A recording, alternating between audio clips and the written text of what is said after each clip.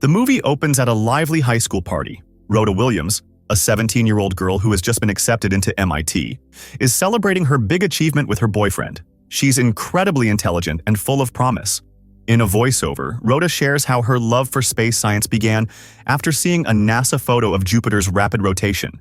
That image changed everything for her, making her feel unstoppable, as if the universe was within her grasp. Later that night, while intoxicated, she drives through the quiet streets, listening to a radio broadcast. The voice on the radio reveals a shocking discovery. A new planet, identical to Earth and complete with its own moon, has suddenly appeared in the solar system.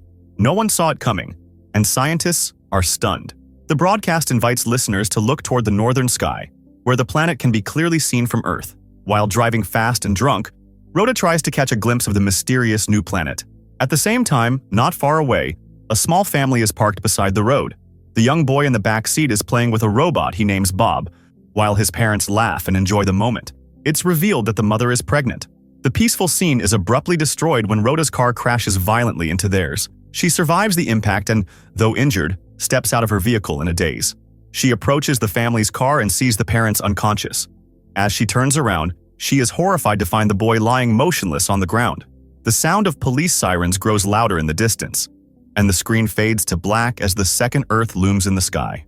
A brief scene shows Rhoda inside a prison cell. She has been arrested for the accident. 4 years pass. A news report updates the world on the duplicate planet.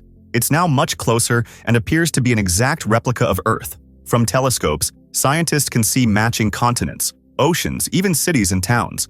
Communication signals sent to the planet have received replies, but they remain undecipherable. Some scientists are skeptical, believing the planet might just be a cosmic mirror reflecting Earth itself. The mystery only deepens. Now released from prison, Rhoda steps outside for the first time in years. Her parents pick her up. On the ride home, her brother mentions an essay contest run by Keith Harding, a millionaire entrepreneur funding the first civilian spaceflight to the twin Earth. The winner will earn a free ticket. Back home, Rhoda looks around her old room and realizes she no longer relates to who she once was. Drawn to the second Earth visible in the sky, she opens her laptop and starts researching United Space Ventures, the program her brother had mentioned. To enter the contest for a civilian ticket to the second Earth, Rhoda must write an essay explaining why she wants to go. She stares blankly at the laptop screen, but no words come to her. Instead of writing, she gathers a few essential belongings and moves into the attic of her house, declaring it her new room. She sleeps on a plain mattress and decorates the wall with a picture of the night sky. The next day, she visits an employment office to find work. Her criminal record means that her chance to attend MIT is gone, and no other college will admit her. The woman at the office offers her a job that matches her education level, but Rhoda insists on doing something where she doesn't have to interact with people. She ends up working as a janitor at her former high school. She starts the next day and surprisingly doesn't mind the work. It's been exactly 4 years since the accident. One day, she visits the intersection where the crash happened. While standing there, a car pulls up and a man steps out. Rhoda recognizes him. He was the man from the other vehicle that night. Shocked, she realizes he survived, as she had assumed no one did. He gently places a robot toy on a roadside pole in memory of his son and quietly drives away. Rhoda rushes home, anxious and shaken.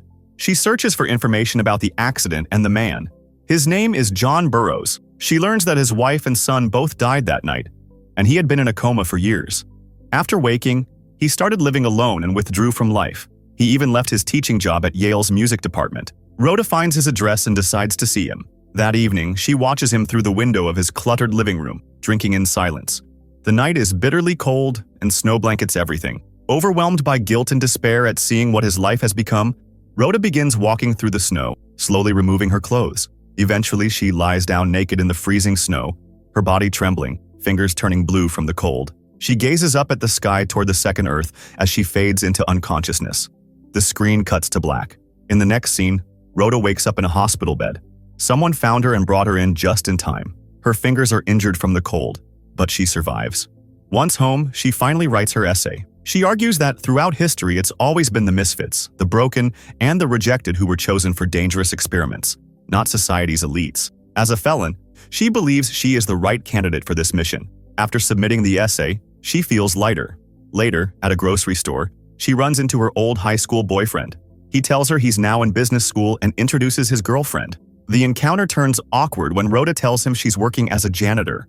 Feeling ashamed of where life has taken her, Rhoda quietly leaves the store without buying the candies. She realizes she won't be at peace until she apologizes to John, so she heads to his house again. When he answers the door, anxiety overwhelms her, and instead of confessing, she lies and claims to be a cleaner from Maiden Haven offering a free trial service. John, living in a house that's been neglected for months, accepts the help and lets her in. Now trapped in her own lie, Rhoda goes along with it and begins cleaning. While tidying up, Rhoda takes an interest in a telescope she finds in one of the rooms. After she finishes, John, still unaware of who she is, invites her to return the following week to clean again. Over the next few days, Rhoda rehearses how she will tell him the truth. But when she knocks again, her nerves fail her once more. She cleans in silence, unable to confess. This turns into a weekly pattern. Rhoda visits regularly, but John rarely speaks to her. One evening, Rhoda and her family watch a live broadcast in which a scientist attempts to contact Earth 2. To the shock of viewers worldwide, the person who answers the call is the scientist herself, an exact duplicate, identical in name, birth date, job, and even childhood memories. The entire planet watches, stunned. Rhoda steps outside, gazing at Earth 2 and its moon, deeply unsettled by what this revelation means. The global news sparks massive debate about the nature of truth and identity. Scientists theorize that Earth 2 is an exact replica of Earth, complete with counterparts of every individual. Some believe it may be possible to meet one's mirror self, someone physically identical yet shaped by a different path. John and Rhoda, both fascinated by space, find common ground. John invites her to use his telescope, and she agrees. Their bond grows as they start spending more time together, playing video games and enjoying each other's company. Eventually, he begins driving her home.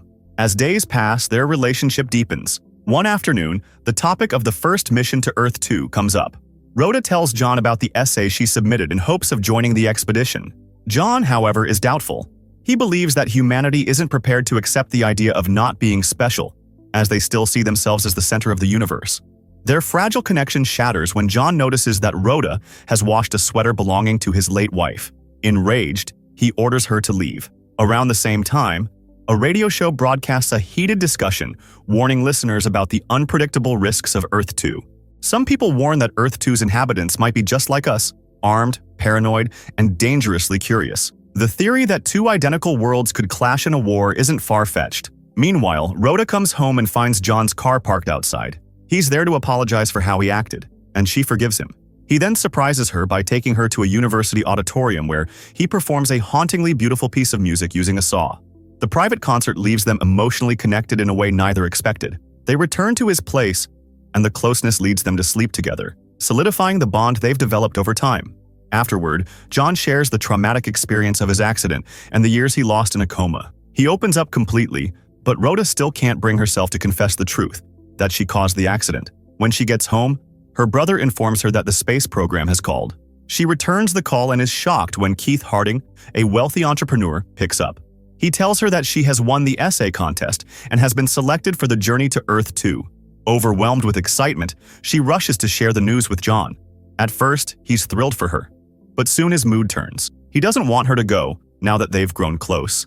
He envisions a life with her, and his plea for her to stay rattles her more than she expected. John's hope for a future together makes Rhoda realize that she can no longer lie to him. She finally admits that she was responsible for the car crash that killed his family. John is devastated. He goes silent, sits on the couch, and tells her to leave. When she returns home, she's greeted by a media circus outside her house. News of her winning the spaceflight has spread, and journalists are now digging into her past, uncovering the fatal accident. Her father shields her from the press and brings her safely inside. Shortly after, she receives her official spaceflight ticket to Earth 2 from United Space Ventures. A few days later, Rhoda watches a scientist present a theory on television. He claims that both Earths were perfectly mirrored in every way until the day Earth 2 became visible. From that point forward, people's lives on the second Earth may have started to take different paths. Rhoda grabs onto the possibility that her other self didn't cause the accident. Inspired by hope, she rushes to John's house with the space ticket in hand. When he doesn't answer, she sneaks in through a window. John is furious and attacks her in a fit of rage, choking her until he eventually lets go. She pleads with him, explaining the theory and the chance to see his family alive on Earth 2. She leaves the ticket and tells him he deserves to find peace. Rhoda tries to return to normal life. After finally confessing, she feels mentally lighter. One day, as she walks home, she sees John on a televised interview. He's going to Earth 2. Months later, Rhoda steps outside and finds herself face to face with her exact double from the other planet. The movie ends with both versions of Rhoda staring at each other in stunned silence.